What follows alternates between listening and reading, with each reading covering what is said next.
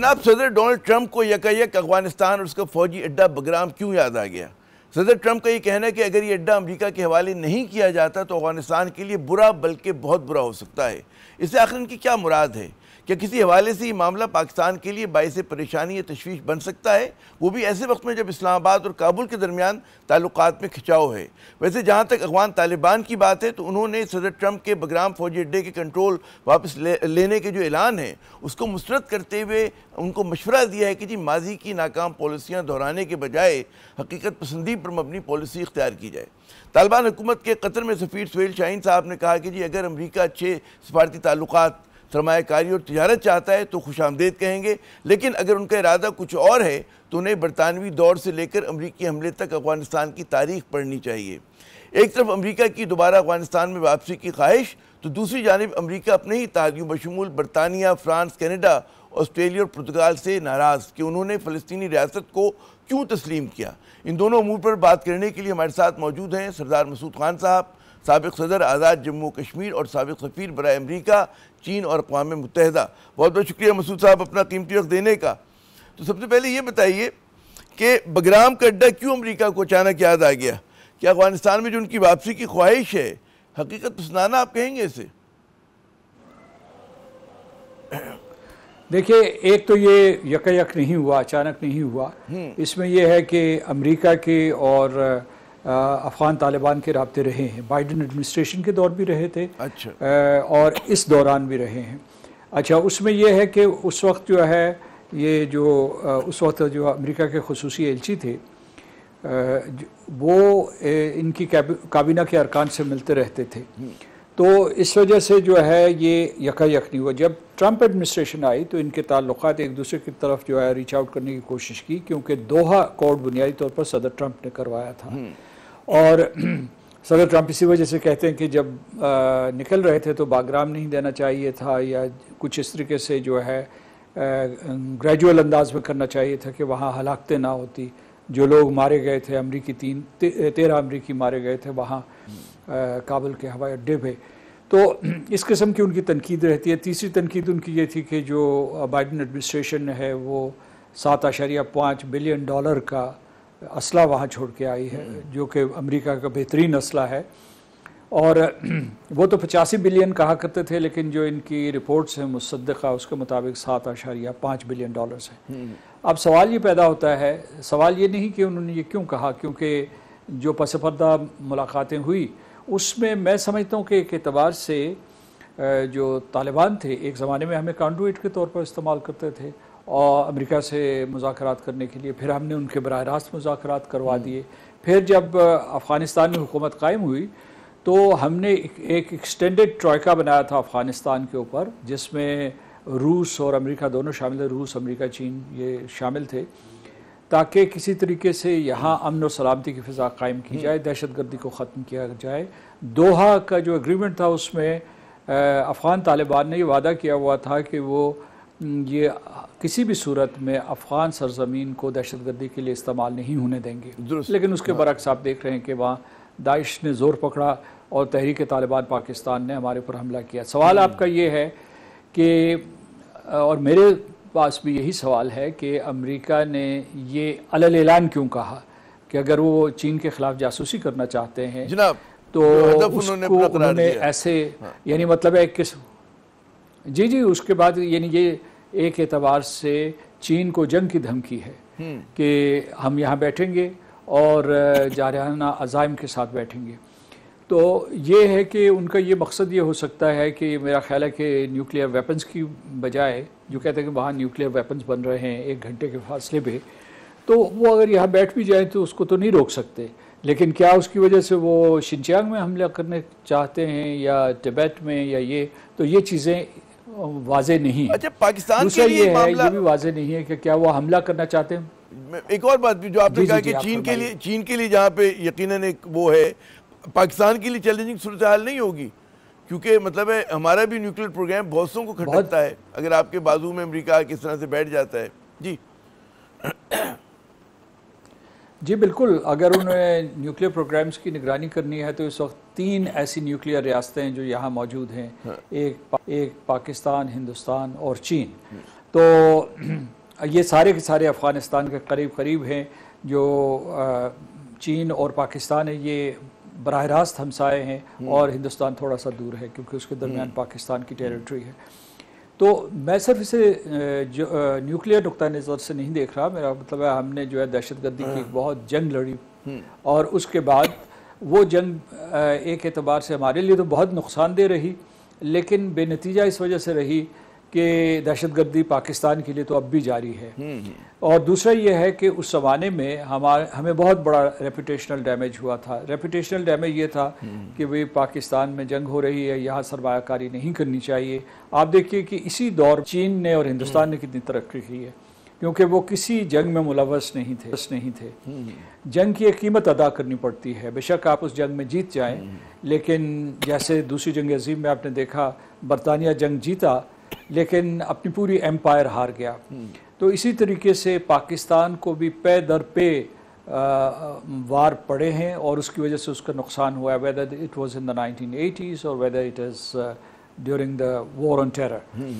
تو اس لیے یہ ہے کہ ہمیں بھی جو ہے مطلب ہے جو امریکہ کو صلاح دینی چاہیے کہ یہاں ایک دوبارہ سے جنگ کا آغاز نہ ہو، کیونکہ لیکن ہم جس لب و لہجے میں، جس تند لب و لہجے میں صدر ٹرمپ نے اعلان کیا ہے، اس سے لگتا ہے کہ انہوں نے کوئی منصوبہ بندی کی ہوئی ہے، اور یہ خالی کھلی دھمکی نہیں ہے. آپ کے خیال میں آپشنز کیا ہو سکتے ہیں صدر ٹرمپ کے پاس؟ دوبارہ وہ بوٹس لے کر آئیں گے، بمباری کریں گے؟ پہلے بھی بمباری امریکہ کر کے دیکھ چکے افغانستان پہ، تو کوئی خاص فرق تو نہیں پڑتا اس سے؟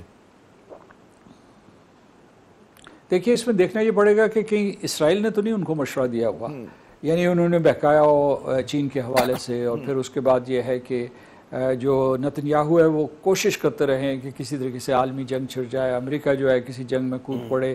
پہلے ایران کے اوپر حملہ کروایا، پھر اس کے بعد دوبارہ بھیج رہے ہیں وہاں افغانستان میں، جہاں سے امریکہ کامیاب ہو کے نہیں لوٹا. وہ الزام پاکستان کے اوپر دھرتے تھے، لیکن یہ ہے کہ انہوں نے پاکستان کی کبھی مشورہ نہیں سنا تھا. ابھی ہمارے امریکہ کے تعلقات جو ہیں بہت اچھے ہیں، ہم اس جہد کو برقرار رکھنا چاہتے ہیں. لیکن یہ دیکھیے کہ آپ نے پوچھا آپشنز کیا ہیں، تو آپشنز ایک تو یہ ہے کہ ہمیشہ امریکہ کے ذہن میں یہ رہتا ہے ریجیم چینج. وہ کہیں نہ کہیں کہ وہ یہ کہیں کہ جی کسی طریقے سے ریجیم چینج کروائی جائے، اور باہر جو ہے بہت سے افغان قوتیں موجود ہیں، شاید وہ بھی ان کو یہی مشورہ دے رہی ہوں گے. اور دوسرے یہ ہے کہ افغان جو پالیسیز ہیں وہ بھی کچھ سمجھ میں نہیں آتی. انہوں نے جو ہے میرا خیال ہے کہ عورتوں کے اوپر مکمل ناکہ بندی کی ہوئی ہے، عورتوں، بچیوں اور خواتین کے اوپر پیشوں کے حوالے سے. تو اس کی وجہ سے جو ہے وہ آبادی بھی جو ہے ایک بہت ہی سختی سے گزر رہی ہے. اچھا جی، دوسری چیز جو ہے وہ یہ ہو سکتی ہے براہ راست جنگ ہو سکتی ہے، لیکن میرا خیال ہے پورے کا پورا امریکہ جو ہے، اور خاص طور سے جو صدر ٹرمپ کی میگا بیس ہے، وہ اس کے خلاف ہے. وہ یہ کہتے ہیں کہ بھئی ہم کیوں اپنا خون اور سرمایہ ضائع کریں ایسی جنگوں کا جو ایک تو لمبی ہوتی ہیں اور دوسری بے نتیجہ ہوتی ہیں، اور امریکہ کے لیے نقصان دہ ہوتی ہیں. ان کے نوجوان مارے جاتے ہیں، ان کو مالی نقصان ہوتا ہے. آپ کو پتہ ہے کہ جب افغانستان کی جنگ کے بارے میں براؤن یونیورسٹی نے جو اعداد و شمار تحقیق کے بعد دیے تھے، تو انہوں نے کوئی تقریباً ان 20 سالوں میں $3.5 ٹریلین خرچ کیے تھے. تو یہ ان کی جو اپنی جی ڈی پی کا ایک بہت بڑا حصہ ہے. ان کی جی ڈی پی جو ہے اس وقت 25 سے 28 ٹریلین کے قریب ہوگی. تو اتنے رقم انہوں نے خرچ کر ڈالی. تو امریکہ بھی اس کے خلاف ہے، لیکن اس میں کیا مضمرات ہیں ابھی جو ہے معلوم نہیں ہوا. اور کیوں انہوں نے یکا آپ نے یہ کہا کہ گفتگو تو ہو رہی تھی ان کی افغانستان کی، اور ہمیں معلوم تھا. آپ کو یہ بھی پتہ ہے کہ امریکہ کی ایک عجیب و غریب پالیسی رہی ہے. ایک طرف تو افغانستان کی مذمت کی گئی، اس کی جو نان انکلوسیو پالیسی ہے، اور اس کے علاوہ جو خواتین کے حقوق سلب کیے جا رہے تھے. دوسری طرف تقریباً $4.5 سے $5 ارب جو ہے 2021 سے 2024 تک افغانستان گئے ہیں، وہ ہیومینیٹیرین اسسٹنس کے نام پہ. جناب اچھا، کیونکہ وقت کم ہے ہمارے پاس، میں ایک سوال کے بعد پھر چاہوں گا اسرائیل والے معاملے پہ بھی آئیں کہ افغان طالبان کے رد عمل کو آپ کیسے دیکھ رہے ہیں؟ وہ دوحہ معاہدے کا وہ دے رہے ہیں کہ یہ دوحہ معاہدے میں آپ نے امریکہ نے یقین دہانی کرائی تھی کہ مداخلت نہیں کرے گا ان کی جو وہ ہے ریاست کو. اس کی وحدت کو، اس کو جو ہے برقرار رکھا جائے گا؟ جی اصل میں جو ہے امریکہ کہہ رہا ہے کہ میں اپنا اثاثہ واپس مانگ رہا ہوں. جو افغان ترجمان کا جواب درست ہے اور پریڈکٹیبل ہے کہ مطلب یہ ہے کہ اور اس میں کوئی تھوڑا بہت سینس بھی نظر آتا ہے کہ بھئی جن قوتوں سے ہم نے جنگ لڑی اور جس بیس سے ہمارے اوپر حملے ہوتے تھے، ان کی منصوبہ بندی ہوتی تھی اور آپریشنلائز ہوتے تھے، وہ کیسے ہم امریکہ کو واپس کر سکتے ہیں. اسی لیے انہوں نے دھمکی آمیز لہجہ، ایک طرف انہوں نے جو مصالحت کی بات کی ہے، معاشی و تجارتی تعلقات کی بات کی ہے، اور دوسری طرف انہوں نے یہ بات کی ہے کہ اس کا آپ سوچئے بھی نہ. اچھا میں بات ہوں وہ جو ایک اور بڑا اہم ایشو ہے، پوری دنیا میں اس کی سرخیاں آ رہی ہیں کہ جی فلسطینی ریاست کو برطانیہ نے، فرانس نے، پورچگل نے اور جناب آسٹریلیا نے جو ہے تسلیم کیا، کینیڈا بھی اس میں شامل ہے. ظاہر ہے کہ امریکہ کی طرف سے ایک رد عمل آیا ہے، اسرائیل کی طرف سے رد عمل آیا ہے. کیا اہمیت ہے ان ریاستوں کے فلسطین کی ریاست کو تسلیم کرنے کی؟ ایک تو علامتی اہمیت ہے، اور دوسرا یہ تھا کہ جو بھی ممالک جو آپ نے گنے ہیں، مغربی ممالک، مغربی یورپ کے ممالک، آسٹریلیا، کینیڈا، یہ سارے کے سارے جو ہے اپنی رائے عامہ کے دباؤ کی وجہ سے ایسا کر رہے ہیں. کیونکہ میں نے زندگی میں گزشتہ برس تک امریکہ میں تھا اور مختلف دوسرے ممالک میں بھی دیکھ رہا تھا، اتنے بڑے مظاہرے ماضی قریب میں کبھی بھی نہیں ہوئے. شاید جو ہے اپارٹھائڈ کے اینٹی اپارٹھائڈ جو موومنٹ چل رہی تھی ساؤتھ افریقہ کے معاملے میں، اس میں ہوئے ہوں، لیکن شہر قریہ ہر قصبے میں، اس کے بعد جناب آپ کو جو ہر چوک اور چوراہے میں، ہر ریلوے اسٹیشن کے اوپر جو ہے یہ مظاہرے ہوئے ہیں. لوگوں نے کہا کہ یہ جو غزہ کے اوپر ظلم ہو رہا ہے یہ قابل قبول نہیں ہے. اور دوسرا یہ ہے کہ انہوں نے بین الاقوامی قانون کی دھجیاں بکھرتی ہوئی دیکھی، تو اس وجہ سے ایک یہ دباؤ تھا. اور اسرائیل تو یہ کہہ رہا ہے، یا نتن یاہو یہ کہہ رہے ہیں کہ یہ مسلمانوں نے شرارت کی ہے، مسلمان ڈائسپورا نے شرارت کی ہے، یا جو ہے کوئی جو اینٹی سیمیٹک فورسز ہیں. لیکن اصل میں بات یہ ہے کہ وہاں اکراس دا اسپیکٹرم ہر آدمی یہ کہتا تھا، مطلب اگر آپ ان کا وہ کریں کہ یہ اسرائیل کی یہ پوزیشن، یہ پالیسی ناقابل قبول ہے. تو ایک یہ دباؤ تھا، اور دوسری طرف یہ تھا کہ یہ اس میں ہمیں ذرا احتیاط کرنی چاہیے کہ یہ کیئر سٹارمر، پریزیڈنٹ میکرون نے اعلانات کیے ہیں، یہ علامتی طور پر بہت اہم ہیں. انہوں نے جو صدر میکرون نے تو سعودی عرب سے بھی مشاورت کی ہے، سعودی عرب امریکہ سے بھی مشاورت کرتا رہا ہے.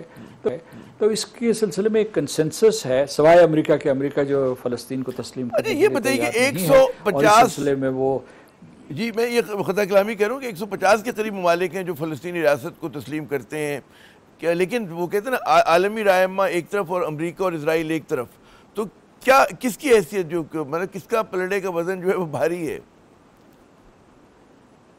اس وقت جو ہے امریکہ کا پلڑا بھاری ہے. اس کی وجہ یہ ہے کہ جو اقوام متحدہ کے ضوابط کے مطابق جب بھی کسی ریاست کو آپ رکنیت دیتے ہیں تو اسے جنرل اسمبلی کے علاوہ سیکیورٹی کاؤنسل نے بھی منظور کرنا ہوتا ہے. اور سیکیورٹی کاؤنسل میں 4 ویٹو ویلڈنگ پاورز جو ہیں، یونائیٹڈ کنگڈم، فرانس، رشیا اور چین، وہ تو فلسطین کو تسلیم کر چکے ہیں. اب رہ گیا امریکہ، تو امریکہ تنہا رہ گیا. اس کے پاس 2 آپشنز ہیں. ایک آپشن یہ ہے کہ اگر وہ خلیجی ریاستوں کی اور اس کے بعد مسلمان ممالک کی اور پھر جو یہ دوسرے اس کے اپنے حلیف تھے ان کی بات مان لے کہ بھئی آپ لچک دکھا دیں، تو وہ یا تو سیکیورٹی کاؤنسل کے ایسے اجلاس میں ایبسٹین کر سکتا ہے یا اپنے آپ کو ایبسنٹ کر سکتا ہے، تو پھر ویٹو نہیں استعمال کرے گا.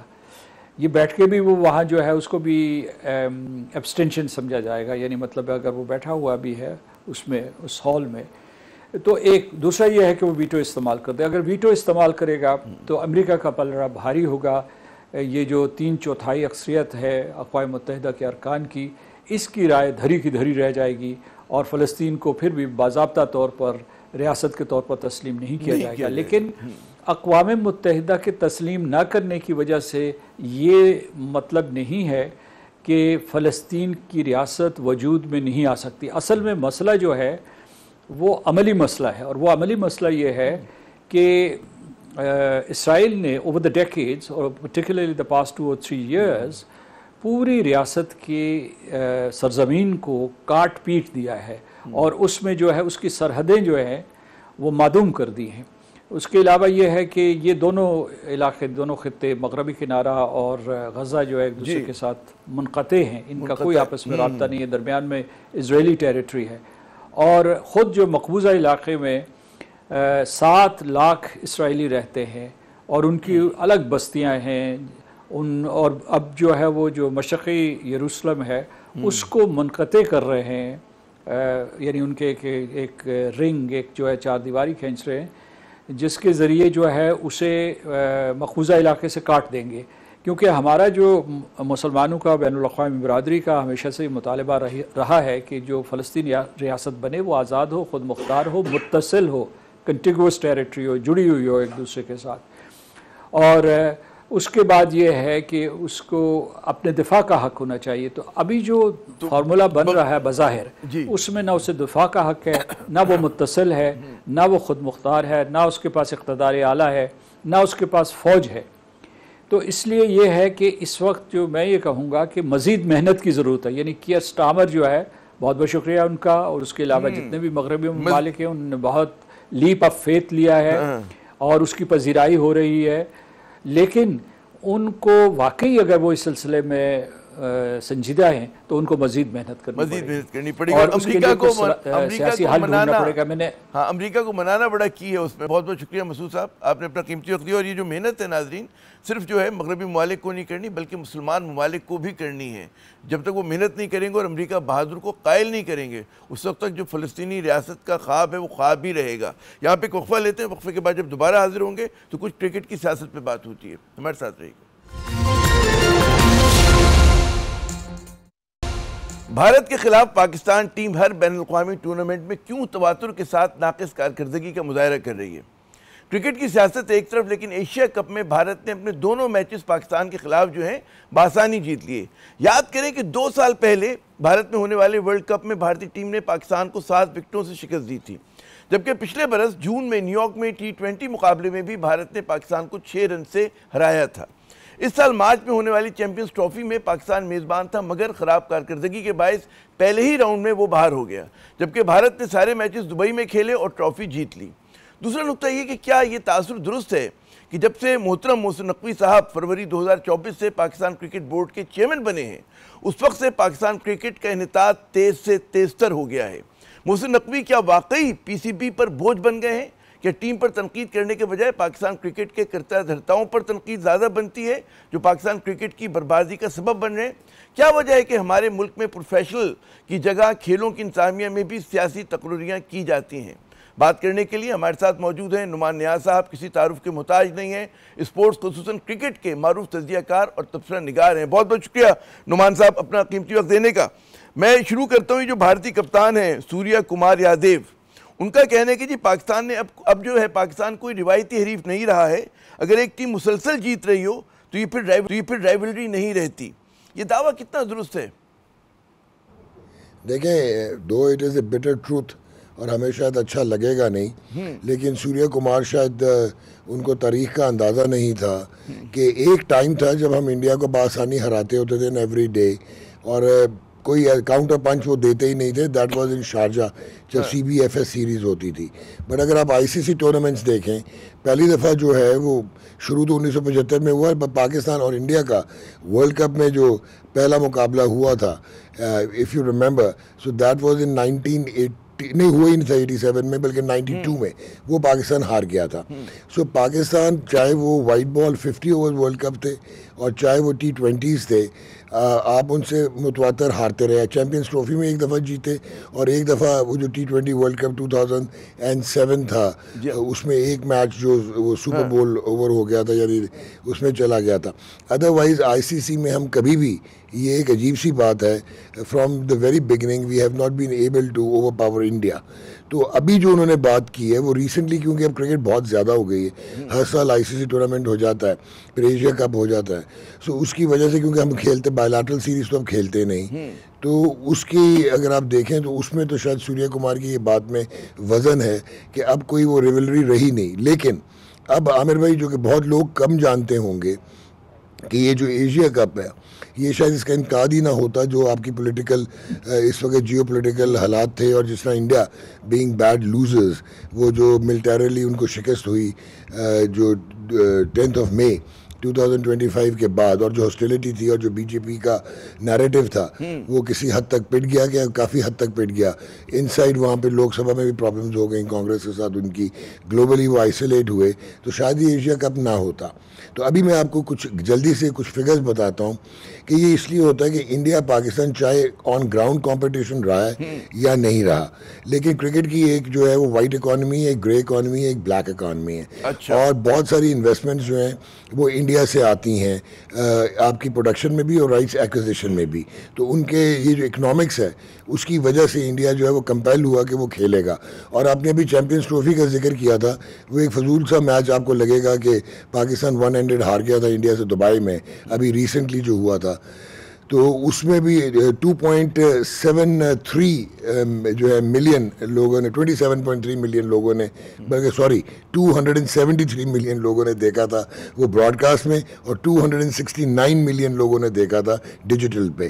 تو یہ کہنا جتنے بھی رائٹس ہوتے ہیں اس میں تبھی جو ہے وہ انڈیا پاکستان کے میچز رکھے جاتے ہیں. 2017 کی جو چیمپئنز ٹرافی تھی اس میں پاکستان نمبر 8 تھا. مجھے یہ کہنے دیں اگر کہ یہ جو ان کے بھارتی کپتان نے کہا وہ ٹھیک ہے، اکنامکس ہوگی ان دونوں ٹیموں کی، یہ ٹیمیں جب بھی مد مقابل آتی ہیں، لیکن ظاہر ہے کہ وہ رائیولری اس سینس میں کہ جی ایک ٹیم مسلسل، جیسے میں بھی دیکھ رہا تھا کہ 2007 سے اب تک T20 میں 14 میچز کھیلے گئے، 11 بھارت نے جیتے، 3 پاکستان نے جیتے، تو وہ ایک بڑی لاپ سائڈڈ قسم کی رائیولری ہو جاتی ہے نا یہ. مگر رائیولری اگر آپ کہیں گے اس کو، کیونکہ بھارت جو ہے وہ ڈومینیٹ کر رہا ہے. اس طرح آپ دیکھیں تو ایبسولوٹ ڈومیننس تو ان کی آئی سی سی ٹورنامنٹس میں 1992 سے چل رہی ہے، تو وہ تو کوئی اس میں دو آرا ہے ہی نہیں. لیکن میں ابھی آپ کو جو بات بتانے لگا تھا، چیمپئنز ٹرافی میں پاکستان نمبر 8 تھا، انڈیا نمبر 1 تھا، دونوں ڈیفرنٹ گروپس میں تھے، پولز میں، اور پھر کمپیل کیا جو پروڈکشن والے ہیں اور جو میڈیا ہاؤسز ہیں اور جو رائٹس اونر ہیں، اور پھر وہ چینج کیا گیا، اور آئی سی سی نے جو ہے وہ پاکستان اور انڈیا کو ایک پول پہ ڈالا، جو 2 میچز ہوئے تھے، اور پاکستان جو ہے وہ ایونچولی چیمپئنز ٹرافی جیتا. سو وہ ایک میچ آپ جیتے تھے، بڑا میچ جیتے تھے لاسٹ. اچھا ابھی ایک اور امپورٹنٹ چیز ہے عامر بھائی، ابھی بھی یہ جو ہے 2 ٹیمیں ایکسٹرا ایڈ کی گئیں اس ایشیا کپ میں، کہ کہیں ان کو یہ ڈر تھا کہ پاکستان جو ہے ایلیمنیٹ نہ ہو جائے اور صرف ایک ہی میچ نہ ہو بھارت کا اور پاکستان کا. سو اب 2 میچ ہو گئے، اور ہو سکتا ہے تیسرا بھی ہو جائے کیونکہ پاکستان از اسٹل ان. لیکن آئی ری انفورس کہ بیٹر ٹروتھ ہے جو سوریا نے کہا وہ ٹھیک کہا. اچھا اب آتے ہیں دوسرے نقطے کی طرف جو میں نے اپنے ابتدائی اس میں بھی اٹھایا انٹرو میں، کہ محسن نقوی صاحب فروری 2024 سے چلا رہے ہیں. کیا ان کے دور میں انحطاط کرکٹ کا ہمارے یہاں زیادہ تیز ہوا ہے؟ عامر بھائی ناٹ ریئلی، اگر آپ پریکٹیکلی دیکھیں نا، because I am an absolute neutral. Pakistan cricket کا جو ڈکلائن ہے نا وہ پچھلے گزشتہ 10-12 سال سے شروع ہو گیا تھا. وہ تب سے شروع ہو گیا تھا اعجاز بٹ صاحب کے ساتھ جو 2010 میں مسئلہ ہوا، وہ جو جس طرح ہم نے ہینڈل کیا تھا وہ اسپاٹ فکسنگ کا، اور اس کے بعد ہم نے ریجوینیٹ کرنے کی کوشش کی، لیکن پھر میوزیکل چیئر چلا، نجم سیٹھی صاحب اور ذکا اشرف صاحب کورٹ میں چلے گئے، لیٹیگیشن کبھی ایک آتا تھا کبھی دوسرا آتا تھا.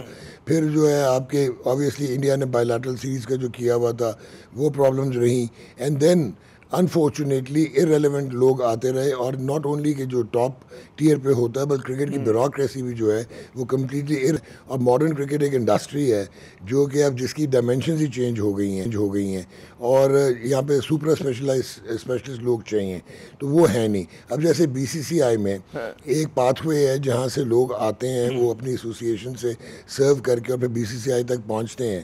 ان کا ایک فارمر کرکٹر ہے صبا کریم، اس کو انہوں نے کوالیفیکیشنز کروائیں اور پھر اس کو جنرل مینیجر جو ہے انہوں نے کیوریشن کا لگایا، پچ میکنگ کا. تو ہمارے ہاں تو جو ہوٹل مینجمنٹ کے ایکسپرٹ ہیں وہ ڈائریکٹر انٹرنیشنل کرکٹ ہوتے ہیں، جو لائر ہیں وہ PSL چلا رہے ہیں، پہلے وسیع ہوتے ہیں، بیوروکریٹس جو ہیں وہ ڈومیسٹک کرکٹ چلا رہے ہیں. تو high time you have to realise کہ اب کٹ فار رول لوگ آنے ہوں گے. یہ ڈکلائن شروع ہوا تھا لیکن اب ختم ہوتا نظر آ رہا ہے. نہیں ختم ہوتا ہوا نظر آ رہا ہے، کیونکہ تو سامنے کی بات ہے نا کہ بھائی وہاں پہ کس طرح سے. مجھے یاد ہے کہ ٹائمز آف انڈیا کے ایڈیٹر سے ہماری ایک مرتبہ بات ہو رہی تھی، انہوں نے کہا جی ہم اپنے نوجوان کو بہت کہتے ہیں نا کہ شروع سے آئیڈینٹیفائی کر لیتے ہیں، اور صرف کرکٹ کا کھیل ہی نہیں بلکہ اس کی اور بھی تربیت ہوتی ہے کہ جی پریس سے کیسے ڈیل کرنا ہے, اٹھنا بیٹھنا کیسے. تو ہم لوگ تو ہر خانے میں بہت پیچھے چلے مطلب جاتے ہوئے نظر آ رہے ہیں. جیسے کہ آپ نے خود فرمایا کہ اتنے پروفیشنل لوگوں کی اپوائنٹمنٹس ہوتی ہے. اب آپ شروع کریں گے تو دنیا کہاں پہنچی ہوئی ہے؟ دیکھیں اب آپ کو میں تھوڑا سا بتاتا ہوں. ایک زمانے میں مارکیٹنگ اور کمرشل ڈپارٹمنٹس یا آپریشنل ڈپارٹمنٹس جو ہیں وہ بڑے ضروری ہوتے تھے. اب پریمیئر جو امپورٹنس ہے وہ ہے میڈیکل پینلز کی, جہاں پہ اب سپرا اسپیشلسٹ ہیں, اسپورٹس فزیولوجسٹ ہیں, اسپورٹس میڈیکل اسپیشلسٹ ہیں, انجری پریونشن ہے, اس کے بعد ورک لوڈ مینجمنٹ ہے. تو وہ ہم چیزوں نے ہم سپرا فٹنس ہے, انڈیویجلائز آپٹمائز ریجمنٹس ہیں, تو ہم وہ بھی نہیں کر رہے. اس کے بعد بایو میکینکس ہے, کنیزیولوجی ہے, کیونکہ ریزسٹنس ٹو چینج ہے, کیونکہ جو لوگ وہاں پہ کام کرتے ہیں وہ ایکچولی ریزسٹ کرتے ہیں کیونکہ وہ ورنہ خود انسیکیور ہو جاتے ہیں, اور کلچر آف میڈیوکریٹی ہے. تو ورلڈ کرکٹ پہلے ہم جب اسکل بیسڈ ہوتی تھی تو اسکل ورسز اسکل ہم بہت آسانی سے انڈیویجول فلیئر کے ساتھ ون آؤٹ پرفارمنس کے ساتھ ہم جیت جایا کرتے تھے. لیکن اب ایسا ممکن نہیں ہے کیونکہ اب 30% اسکل رہ گئی ہے, اور باقی جو ہے وہ میتھڈ ہے, اور وہ جو ہے نا سائنٹیفک ہو گیا اب انٹیگریشن, اور ملٹی ڈسپلنری اپروچز اب آ چکی ہیں ماڈرن کرکٹ میں. انڈیا ایک کلینکل کرکٹ کھیل رہا ہے, اور اگر آپ دیکھیں گے ایون بنگلہ دیش اور سری لنکا کا جو چیمپئنز ٹرافی میں میچ ہوا, وہ ٹیمیں بڑی ایک پلان کے ساتھ, میتھڈ کے ساتھ اور کلینکل کھیلیں. انہوں نے ایسیس کیا ہوا تھا کہ گیند گیلا ہوگا تو سری لنکا کو جو ہے وہ کیسے پرویل کرے گا بنگلہ دیش. تو یہ چیزیں you are so very right, ہم لوگ اب ارریلیونٹ ہوتے جا رہے ہیں انٹرنیشنل کرکٹ سے, اینڈ ہائی ٹائم کہ اب اپنی ٹیئر کرکٹ میں یہ سائنٹیفک انٹیگریشنز لے کے آئیں, ورنہ فیٹ جو ہے وہ فراری کا مقابلہ نہیں کر پائے. یہ مجھے کوئی تبدیلی کے آثار ہیں؟ آپ نے کہا کہ ختم ہوتا ہوا نظر آ رہا ہے, یا میں نے غلط سنا تھا وہ جملہ آپ کا؟ نہیں, میں یہ کہہ رہا تھا کہ تبدیلی کہاں, اب تو کرکٹ ختم ہوتی نظر آ رہی ہے. کرکٹ ختم ہوتی ہوئی نظر آ رہی ہے. اچھا, میں خوش ہوا, دل نادان خوش یہ ہوا کہ آپ سمجھ رہے ہیں کہ اب یہ خرابی ختم ہوتی ہوئی نظر آ رہی ہے. تو میری معصومیت دیکھیں آپ. جی ہاں نہیں بھائی جان, ہم بہت نیچے چلے گئے. ایسوسیٹ ممبر ٹیمز کے ساتھ ہم کمپیٹ کر سکتے ہیں. آئٹنریز بھی آپ دیکھیں, ہم T20 کھیلتے ہیں. فرسٹ کلاس کرکٹ کا سٹرکچر ختم ہو چکا ہے. 1.5 سال ہم پے کرتے رہے, 50 لاکھ مہینہ یا $18,000. مینٹورز رکھے ہوئے تھے, چیمپئنز لیگ ہوگی, 150 پلیئر آئیں گے, اور پھر وہ شیلف کر دیا گیا. پھر اب دنیا میں اسکول کرکٹ ختم ہو گئی ہے, ہم وہاں پہ انویسٹ کر رہے ہیں. ہم سیمنٹ کے انفراسٹرکچر پہ ہم نے 18 بلین لگا دیا, جو کہ اب ٹوم سٹونز بن جائیں گی ہمارے کرکٹ کی, کیونکہ آپ نے جہاں پہ لگانا تھا, آپ نے آپریشنل انفراسٹرکچر بنانا تھا جو latest state of the art, وہ آپ نے کیا نہیں. اب آپ یہاں تک دیکھیں کہ سائم ایو کیونکہ آپ کا پرائز پروڈکٹ تھا, تو آپ کو اپنے میڈیکل پینل پہ کوئی اعتماد نہیں تھا, آپ نے اس کو انگلینڈ جا کے ری ہیب کروایا تو وہ فٹ ہو کے آیا. جو یہاں پہ ری ہیب ہوئے, چاہے وہ شاہین افریدی تھا یا اپنا یہ جو ہے نسیم شاہ, تو ان کا کیا حال ہوا؟ وہ کبھی ریہیبلیٹیشن ہوئی نہیں ان کی, اور ان کے کریئرز جو ہیں تو ہر شعبے میں پیچھے. اچھا یہ بتائیے کہ حارث رؤوف صاحب وہ کہتے ہیں نا کہ باؤنڈری پہ کھڑے ہوئے جہاز گرانے کا کچھ اشارے کرتے رہے 6 اور 0 کا. اب یقیناً وزیر دفاع نے تو اس کی تعریف کی ہے, لیکن آپ کے خیال میں مناسب رویہ تھا, توجہ کھیل پہ نہیں ہونی چاہیے تھی؟ دیکھیں وہ جو جیسچرز ہیں نا, میں سمجھتا ہوں کہ وہ آئی سی سی کی بھی تھوڑی سی سلیکنیس ہے. کیونکہ سوریہ کمار نے جو پچھلے میچ میں وہ میچ انٹرویو میں جو بات کی تھی, پولیٹیکل تھی وہ ساری, اس کی کانوٹیشنز, تو پریسیڈنٹ وہاں پہ سیٹ ہوا. لیکن حارث شوڈ ریئلائز کہ وہ ہم لوگوں نے جو بھی تھا, ہماری تیاری نہیں تھی یا جو بھی تھا, ہم نے رپورٹ نہیں کیا تھا. بٹ جو کل حارث کر رہا تھا, ہی ول بی ویری لکی کہ اگر وہ فائن نہیں ہوتا, کیونکہ پلیئرز کوڈ آف کنڈکٹ میں آپ اس قسم کے جیسچر کر نہیں سکتے, اور وہ شاید 6-0 بنا رہا تھا. میں اس کی ایموشنز کو, جذبے کی قدر کروں گا, لیکن شاید when you are in uniform representing your country or you abide by the codes or rules and regulations, تو ہمیں تھوڑا محتاط رہنا چاہیے, کے ساتھ بات کرنی چاہیے to rebut them. اچھا لیکن ایک اور بھی لوگ کہتے ہیں جی بھارت اگر چلے سیاست کر رہا ہے تو وہ کھیل بھی تو رہا ہے. ہمارے یہاں مطلب پھر اور چیز زیادہ مذائقہ خیز لگتی ہے, کیونکہ گراؤنڈ میں کارکردگی اچھی نہیں ہے, اور پھر جب آپ یہ چیزیں جوڑتے ہیں تو پھر ظاہر ہے کہ زیادہ تنقید ہوتی ہے آپ پر ہر سطح کے اوپر. جی مجھے آپ کی سوری ریپیٹ کریں گے کوشچن؟ میں کہہ رہا ہوں کہ بھارت اگر جو ہے سیاست کر رہا ہے تو کرکٹ اچھی کھیل بھی رہا ہے, میچ میں جیت بھی رہا ہے. ہماری طرف سے اگر صرف مطلب ہے کہ آپ کھیل خراب رہے اور صرف زیادہ توجہ ان چیزوں پر ہے, اس طرح کی کرتبوں پہ, تو زیادہ تنقید ہوتی ہے آپ پر, آپ زیادہ جو ہے آپ کا مذائقہ اڑتا ہے. دیکھیں یہ آپ نے بڑی خوبصورت بات کی ہے, یہ بڑی ڈیپ بات ہے کہ اگر آپ کی پرفارمنس ان میچڈ ہو, اور آپ اگر انڈیا کو کرکٹ گراؤنڈ میں ہرا رہے ہوں, آپ کی باڈی لینگویج ڈفرینٹ ہوگی, سیلف بلیف ڈفرینٹ ہوگا, پروفائل ڈفرینٹ ہوگا, مارکیٹ اٹریکشن ڈفرینٹ ہوگی. تو probably the right way is to perform and to beat them, جس چیز کے لیے گئے ہیں, جس مقصد کے لیے آپ, that is to play cricket. اچھا اسی طرح ہم دیکھ رہے تھے کہ leave politics to the politicians. ہاں, اور یہ جو جیسے پاکستانی اوپنر ہیں فرحان صاحب, انہوں نے بھی بلے کو گن بنا کر سیلیبریٹ کر رہے تھے. تو یہ جو جیسچرز سے یہ آپ کے خیال میں مطلب ہے کہ اس پہ اعتراض ہو سکتا ہے کیا؟ یہ کاؤنٹر ری ایکٹیویٹی تھی, اور شاید یہ ان کو اجتناب کرنا چاہیے تھا. میچ ریفری جو ہے اس چیز کا نوٹس لے سکتا ہے اور ان کو پینلائز کر سکتا ہے, لیول 1 اوفینس ان پہ لگ سکتا ہے. اچھا یہ بتائیے کہ معاملات کو درست کرنے کی ابتدا اگر ہوگی تو کہاں سے ہوگی, کیا آپ سجیسٹ کریں گے؟ دیکھیں, آپ کو پہلے چیریٹی بگنز ایٹ ہوم. آپ کو ایک تو ریلیونٹ لوگ لانے پڑیں گے کرکٹ بورڈ میں. I am not talking about the chairman دنیا میں بھی بہت جگہ پہ فائنینشیل ایگزیکٹیوز ہوتے ہیں, ایڈمنسٹریٹرز ہوتے ہیں, ایکس کرکٹرز بہت کم ہوتے ہیں دنیا میں. سو آپ کو ایک انفراسٹرکچر کو دوبارہ ری اسیس کرنا پڑے گا, انٹلیکچوئل آنیسٹ ڈیسیژنز لینے پڑیں گے, جو بیک ڈور انٹریز ہیں ان کو بند کرنا پڑے گا, whether you like a gentleman or not. لیکن اگر وہ آپ کے لیے کام کا ہے تو آپ کو جس طرح مہذب معاشروں میں ہوتا ہے, آپ لیں گے, انسیکیورٹیز کو ختم کریں گے, اور اس کے بعد آپ اپنی ویکنیسز کو ہائی لائٹ کر کے اور مارجنلائز کریں گے, اور آپ ٹیئر کرکٹ جو ہے انڈر 13, انڈر 17, انڈر 19 اس میں ری انویسٹ کریں گے, اور آپ کی ٹیم دوبارہ ٹھیک ہو سکتی ہے, بٹ وہ شارٹ ٹرم کاسمیٹکس کے ساتھ نہیں. That will take at least 3 to 4 years. اور ہمارا المیہ یہ ہے کہ ہم یہ جو شارٹ ٹرم کاسمیٹکس میں بھی انٹلیکچوئل آنیسٹ ڈیسیژنز نہیں لیتے, اور جو ہمارے پاس آلریڈی ریسورس ہے وہ بھی ہم بیسٹ پک نہیں کر پاتے. یہ آپ نے زوردار جملہ استعمال کیا کہ انٹلیکچوئل آنیسٹی. تو انٹلیکچوئل جو یہ آنیسٹی وہ کس سطح پہ چاہیے ہوگی؟ انٹلیکچوئل آنیسٹی پی سی بی چیئرمین کی سطح پہ چاہیے ہوگی, کہیں اور چاہیے؟ دیکھیں, یہ اب کلچرل سی چیز بنتی نظر آ رہی ہے, اور اس کو آپ کو اوور رائڈ کرنا پڑے گا.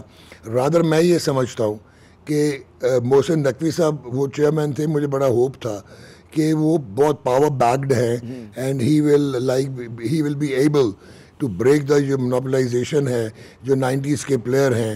اب دیکھیں, ایک اور بہت امپورٹنٹ چیز ہے, کرکٹ کوچنگ جو ہے وہ ایک بہت ڈیپ سبجیکٹ ہے, اور اس میں آپ کے سیمپل سائزز ہوتے ہیں, آپ شروع سے شروع ہوتے ہیں, جس طرح پوسٹ گریجویٹ ٹرینی ہوتا ہے پھر وہ اسپیشلسٹ بنتا ہے. یہ نہیں ہے کہ ایک بہت بڑا ماضی کا کرکٹر ہے تو وہ ایک دم جو ہے صبح اٹھے گا وہ کوچ ہو جائے گا, اگلے دن ایڈوائزر ہو جائے گا, پھر سلیکٹر بن جائے گا, پھر مینٹور بن جائے گا. So you have to get out of this star struck جو آپ کے ماضی کے لوگ ہیں, ان سے اب آپ کو جان چھڑانی پڑے گی, اور ٹیکنوکریٹس کی طرف آپ کو جانا پڑے گا, اور ری اسٹرکچرنگ کرنی پڑے گی, ری فارمیشن کرنی پڑے گی, ری انکارنیشن کرنی پڑے گی آپ کو کرکٹنگ سیٹ اپ کی. پھر آپ کو ڈیسائیڈ کرنا پڑے گا کہ آپ کی پرائرٹیز کیا ہیں, ابھی مس پلیسڈ ہیں. یہ محسن نقوی صاحب کی کنسٹرینٹس کیا ہیں؟ جیسے کہ آپ نے فرمایا کہ لگ یہ رہا تھا کہ یہ اچھے فیصلے کریں گے, ان کو پوری طرح سے حمایت حاصل ہے ہر سطح کے اوپر. کنسٹرینٹس کیا ہے, کیوں نہیں کر پا رہی ہے؟ سبجیکٹیو ہیں یا آبجیکٹیو حالات ان کے لیے بڑے مشکل ہیں؟ مجھے ایسے لگا ہے کہ وہ شاید کیونکہ ان کے پاس اور بھی بہت سارے کام ہیں, عہدے ہیں, اینڈ وہ شاید فوکس نہیں کر پاتے, اور دوسرا وہ ٹرسٹ کر گئے کچھ لوگوں پہ جن کے اپنے ویسٹڈ انٹرسٹ تھے, جو کہ اب مینیفیسٹ ہوتے نظر آ رہے ہیں. مجھے تو یہاں تک لگا ہے during this hand shake saga, اور یہ جو آپ نے مس کیا سوریہ کمار کا, اور جس طرح پی سی بی نے ہینڈل کیا اینڈی بائیکرافٹ کو, مجھے تو ایسے لگا ہے کہ وہ ایل ایڈوائز تھے, اور شاید وہ انکمپیٹنس میں ان کے ایڈوائزر انکمپیٹنٹ تھے, یا ہوم ورک نہیں کیا ہوا تھا, یا شاید ڈیلیبریٹلی کچھ کوشش ہو رہی ہے بیک اینڈ پہ. So he has to take cognizance of the fact کہ بہت ساری چیزیں جو ہیں وہ بسٹ ہو گئی ہیں, اور اب میتھ کو ختم ہونا چاہیے, and high time he should now start looking for reformation of Pakistan cricket board. He is here, ابھی تو سال ہوا ہے, ابھی 2 سال اور رہتے ہیں. جناب بہت بہت شکریہ نعمان صاحب, آپ نے اپنا قیمتی وقت دیا. یقیناً یہ جو بڑا مشورہ ہے, اچھا مشورہ ہے کہ جو محسن نقوی صاحب ہیں وہ ذرا کچھ اپنے ارد گرد دیکھیں, جو ان کے مشیر ہیں وہ معصومیت میں ان کو غلط مشورے دے رہے ہیں, جان بوجھ کے دے رہے ہیں. ہم یہاں پہ ایک مختصر وقفہ لیتے ہیں, ہمارے ساتھ رہیے گا. تو جناب کھیل میں جو ہے ہار جیت تو ہوتی ہے, لیکن ہمیں جو مسئلہ ہے وہ یہ کہ جی اس مرتبہ مقابلہ دل ناتواں نے خوب نہیں کیا, جم کے نہیں کیا. اور یہ جو بھارتی کپتان نے کہا ہے نا کہ جناب اس وقت جو ہے وہ رائیولری رہی نہیں ہے پاکستان اور بھارت کے درمیان, یہ ہمارے جو کرکٹ کے کرتا دھرتا ہیں ان کو دعوت فکر دیتا ہے کہ پاکستان کہاں تھا اور اب کہاں پر آ گیا ہے. اس کے ساتھ ہی عامر زیدہ کو اگلے پروگرام تک اجازت دیجیے گا. خدا حافظ.